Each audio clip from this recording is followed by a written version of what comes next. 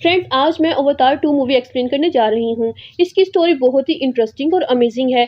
ये movie 2154 year से belong करती है, यानी कि फ्यूचर टाइम से, जिसका पार्ट 1 2009 में आया था और 13 साल के लंबे इंतजार के बाद इसका पार्ट 2 आ गया है। ये एक मूवी ही नहीं बल्कि एक स्पेस ट्रैवल है, या इसको फ्यूचर का एक्सपीरियंस भी कहा जा सकता है। इस मूवी में दिखाया गया है कि पेंडोरा नाम की एक अलग ही दुनिया है, जहाँ इंसानों से थोड़ी डिफरेंट मखलूक है, लेकिन फीलिंग्स और इमोशंस इंसानों जैसे ही हैं। इंसान उन लोगों को वहाँ से निकाल कर उस जगह पर कब्ज़ा करना चाहते हैं, और उन लोगों का लीडर जैक सली खुद भी कभी इंसान हुआ करता था। ये समझने के लिए आपको अवतार का पार्ट 1 ज़रूर देखना पड़ेगा। इसलिए पेंडोरा को जीतना इंसानों के लिए थोड़ा मुश्किल है। चलिए तो चलते हैं एक्सप्लेनेशन की तरफ। अगर आपको मेरी वीडियोस अच्छी लगती हैं तो मेरी वीडियो को ज़रूर लाइक करें और चैनल को भी सब्सक्राइब कर दें।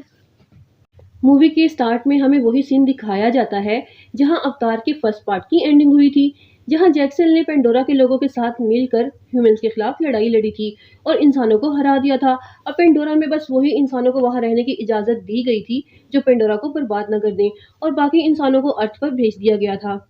यहाँ जैक्सन ने 2 बच्चों को अडॉप्ट किया था, जिसमें से एक उसके एक साथी की बेटी थी और एक कर्नल का बेटा, जो कि उस लड़ाई में मारा गया था। उसका बेटा भी स्पाइडर पेंडोरा के लोगों ने पाला और ये बच्चा जैक्सन के बच्चों के साथ खेला करता था।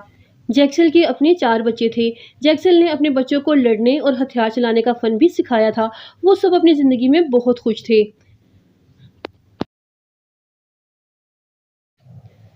फिर हमें दिखाया जाता है कि जैक्सल और नेत्री आसमान पर एक सितारा देख रहे होते हैं।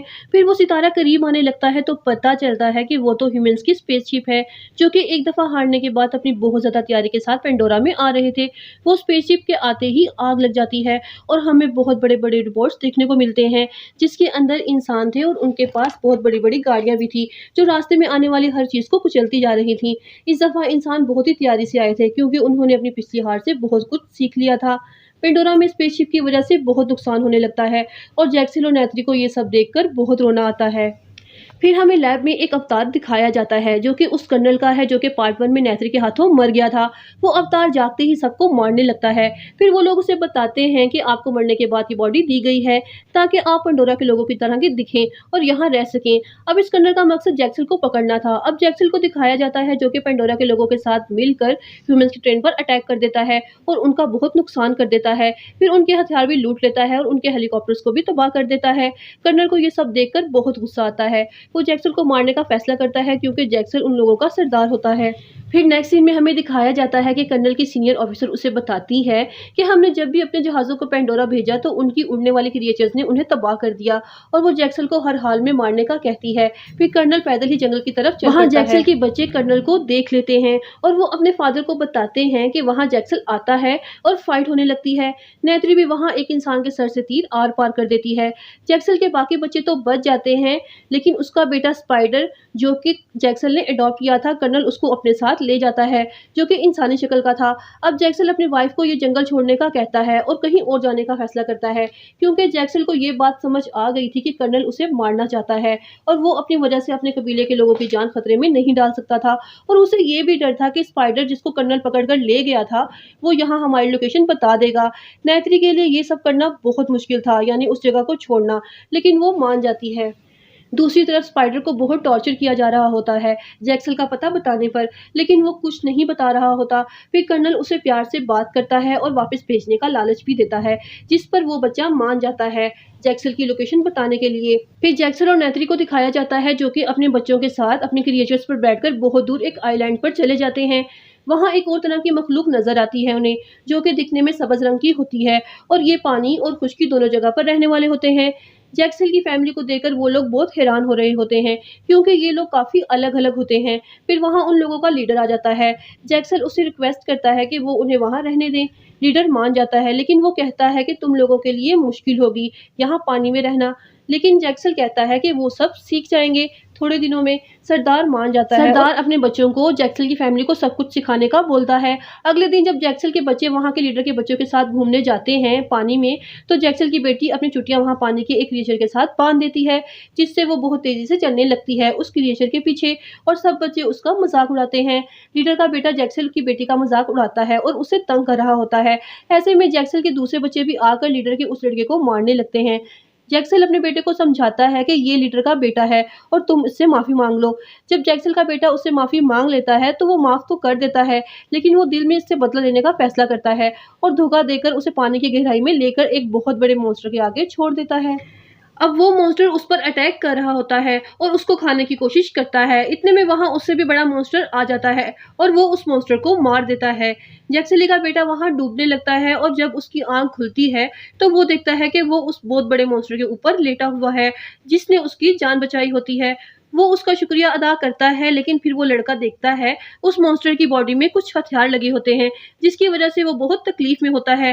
वो लड़का उन हथियारों को निकाल देता है, जिससे वो मॉन्स्टर खुश हो जाता है और वो मॉन्स्टर उस लड़के का दोस्त बन जाता है और उसको उसके घर तक छोड़ के आता है। जब वहाँ के लीडर को पता चलता है कि ये सब उसके अपने बेटे की वजह से हुआ, तो वो उसको सज़ा देने लगता है कि तुमने अपने मेहमान की जान ही खतरे में डाल दी। लेकिन वहाँ जैक्सली का बेटा उसे बचा लेता है, ये कहकर कि मैं खुद ही ज़्यादा गहराई में चला गया था, इसमें इसका कोई कसूर नहीं। ये देखकर लीडर का बेटा बहुत शर्मिंदा होता है। वो दिल से दोस्ती एक्सेप्ट कर लेता है जैक्सली के बेटे की। जैक्सली का लड़का वो सब बच्चों को बताता है कि एक बहुत बड़े मॉन्स्टर ने उसकी जान बचाई, लेकिन कोई भी उसकी बात का यकीन नहीं कर रहा होता। फिर अगले दिन ये उस मॉन्स्टर के साथ जाकर खूब खेलता है। दूसरी तरफ हमें दिखाया जाता है कि कर्नल जैक्सली की खोज में होता है स्पाइडर के साथ, क्योंकि स्पाइडर उसे जैक्सली की पुरानी लोकेशन पर ले आया था। वहाँ से जैक्सली जा चुका था। कर्नल वहाँ के उड़ने वाले क्रिएचर्स पर सवार होना भी सीख लेता है। फिर वो स्पाइडर के साथ एक आइलैंड पर पहुँचते हैं और उन्हें जैक्सली की पिक्चर दिखाकर पूछते हैं, लेकिन वहाँ के लोग इनकार कर देते हैं पहचानने से। फिर वो कर्नल वहाँ बहुत नुकसान करता है और वहाँ एक पानी के क्रिएशन को भी मार देता है, जो कि स्पाइडर को अच्छा नहीं लगता। स्पाइडर कर्नल को समझा रहा होता है कि ये लोग कुछ नहीं जानते, ये बस मछलियाँ पकड़ते हैं, लेकिन कर्नल को ये सब बातें झूठ लग रही होती हैं। कर्नल को जैक्सली का कुछ पता नहीं चलता। फिर कर्नल वहाँ पानी में एक बहुत बड़े मॉन्स्टर को भी मार देता है, उस पर हथियारों से अटैक करके। वो मॉन्स्टर इंसानों को कुछ नहीं कहता, लेकिन कर्नल उसे मार देता है। स्पाइडर को ये सब देखकर अच्छा नहीं लग रहा होता, समुद्री जानवरों को तकलीफ देकर। फिर वो इंसान उस मरे हुए मॉन्स्टर के अंदर मशीन के जरिए एक लिक्विड निकालते हैं, जिसका फायदा ये होता है कि उसे यूज करने से इंसान की उम्र नहीं बढ़ती और वो ज्यादा देर तक जी सकता है, और वो उसे बहुत महंगा बेचेंगे। ये सोचकर वो लिक्विड जमा कर रहे होते हैं। वो सब्ज रंग की मखलूक जैक्सली पर गुस्सा करती है कि तुम्हारी वजह से इंसान हमारे लोगों को मारकर चले गए और हमारे समुद्री क्रिएचर्स को भी। लेकिन फिर लीडर फैसला करता है कि वो इन इंसानों को नहीं छोड़ेगा। फिर जैक्सली का बेटा उस मॉन्स्टर के पास जाता है, जिसके अंदर एक बहुत बड़ा हथियार फिक्स होता है और बहुत तकलीफ में होता है वो मॉन्स्टर। अब वो कर्नल अपनी शिप पर उस बड़े मॉन्स्टर के शिकार में होता है, क्योंकि वो उसमें से भी लिक्विड निकालना चाहता था। अब सब बच्चे मिलकर उस मॉन्स्टर में से वो हथियार निकालने में कामयाब हो जाते हैं। वो मॉन्स्टर जल्दी से पानी के अंदर चला जाता है। अब कर्नल उन बच्चों पर हमला कर रहा होता है और 2 बच्चों को जाल फेंककर अपने पास बंदी बना लेता है और उन्हें शिप के आगे बांध लेता है, ताकि उन पर ये लोग अटैक ना कर सकें। और कर्नल जैक्सली को कहता है कि अगर तुम इन बच्चों की जान बचाना चाहते हो तो शिप पर अकेले आना, फिर हम इन बच्चों को छोड़ देंगे। अब जैक्सली शिप पर अकेले जाने का फैसला करता है। इतने में वो बड़ा मॉन्स्टर आकर इंसानों की शिप पर हमला कर देता है और उनका बहुत नुकसान करने लगता है। इतने में नाविक लोगों को भी मौका मिल जाता है और वो भी इंसानों पर अटैक कर देते हैं और इन सब में फाइट होने लगती है। इस लड़ाई में नाविक लोगों का भी बहुत नुकसान होता है और इंसानों का भी। मॉन्स्टर एक दफा फिर से उस शिप पर हमला करता है। अब जैक्सली के बच्चे वहां से दूसरे बच्चों को भी छुड़ा लेते हैं और स्पाइडर को भी इधर ले आते हैं, लेकिन जैक्सली का एक बेटा मारा जाता है, जिस पर नेत्री बहुत दुखी होती है और बहुत रोने लगती है।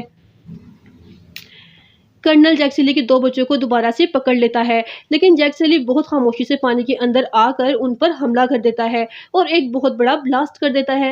नेत्री भी जैक्सली का साथ देती है इस फाइट में और वो बहुत से इंसानों को मार देते हैं। ये सब देखकर कर्नल जैक्सली की बेटी की गर्दन पर चाकू रख देता है, जिस पर नेत्री स्पाइडर के गले पर चाकू रख देती है, जो कि कर्नल का बेटा होता है, जिसको देखकर कर्नल को जैक्सली की बेटी को छोड़ना पड़ता है और जैक्सली की कर्नल से फाइट होती है, जिससे जैक्सली कर्नल को मारकर पानी में गिरा देता है।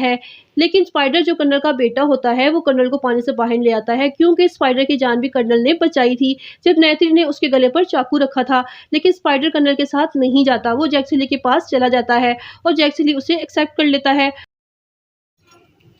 जैक्सली अपने मरे हुए बेटे को पानी में दफना देता है और जैक्सली बहुत दुखी होता है अपने बेटे की डेथ से, और यहीं ये मूवी एंड हो जाती है।